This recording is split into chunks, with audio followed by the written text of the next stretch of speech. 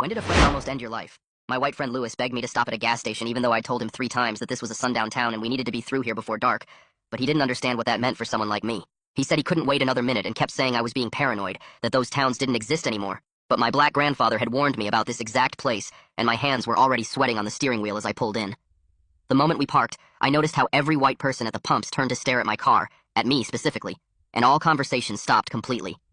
Lewis jumped out saying he'd be 2 minutes, oblivious to the danger, but I knew we'd already made a mistake being here after sunset with me behind the wheel.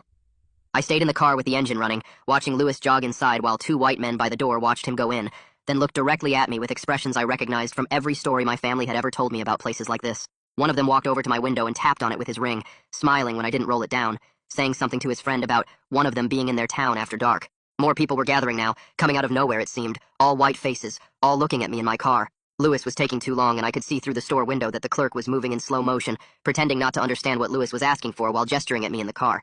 The bathroom key was right there on the counter, but the clerk kept saying he didn't know where it was, making Lewis wait while more people gathered outside. 5 minutes passed, and now there were 4 men standing near my car, not surrounding it exactly, but positioned so I couldn't leave without driving close to them. One leaned on the hood, and when I honked, they all laughed, and one said loudly that I should know better than to honk at white folks.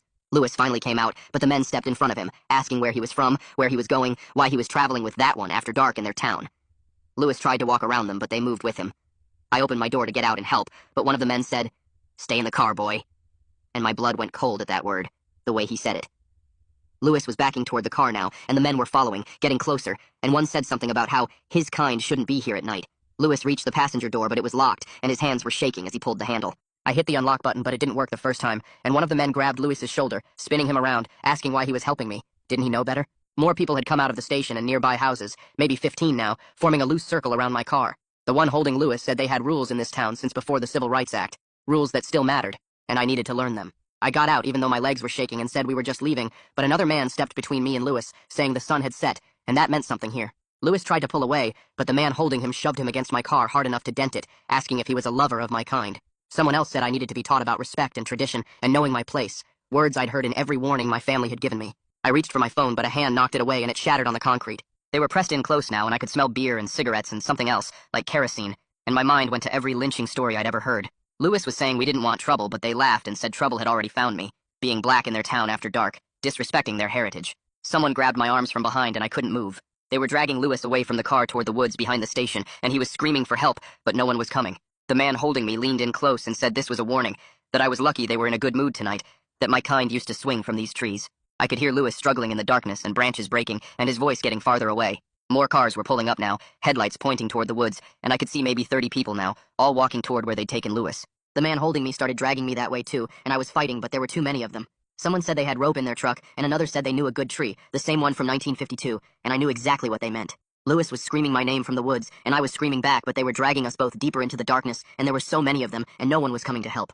My feet kept dragging through dirt and leaves as the man pulled me deeper into the trees. Everything went fuzzy around the edges of my sight, but I knew I had to do something right now or we'd both die here. I pulled my left leg up hard and kicked backward into the knee of the guy holding my left arm. He made a sound like air leaving a tire, and his grip got loose for just a second. I yanked my arm free, and that rush of fear turned into something else, something that made my whole body move without thinking. I spun around and threw my fist at the other man's face, feeling it connect with his jaw.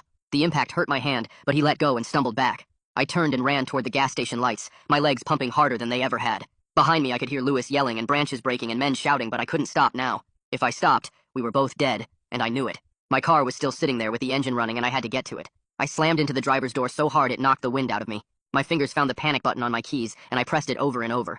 The horn started blasting and the lights flashed on and off really fast. The men who were standing near my car jumped back from the noise and lights. That gave me just enough room to pull the door open and throw myself into the driver's seat. Through the windshield, I saw Lewis break away from 2 men and start running toward the car. His shirt was torn halfway off and there was blood on his face. I put the car in drive and started rolling forward slow, using the front bumper to push through the crowd. Men were jumping out of the way rather than get hit. One guy with a baseball bat ran up and smashed my driver's side headlight. Glass went everywhere and the light went out. Another man had a knife and he stabbed it into my front tire. The air rushed out with a loud hiss, but I kept driving on the flat tire. The rim started grinding on the pavement, making an awful scraping sound. Lewis reached the passenger door and pulled on the handle. "Get in!" I yelled at him. Sparks were flying from where the metal rim was grinding on the road. Lewis threw himself into the passenger seat and slammed the door. I pushed the gas pedal all the way to the floor. The car lurched forward on 3 good tires and 1 rim, making this terrible grinding noise. We were heading for the main road now, the car pulling hard to the left from the flat tire. I looked in the rearview mirror and saw 2 pickup trucks start up and come after us. Their bright lights filled up our whole car with white light. I had to get us out of here fast. I remembered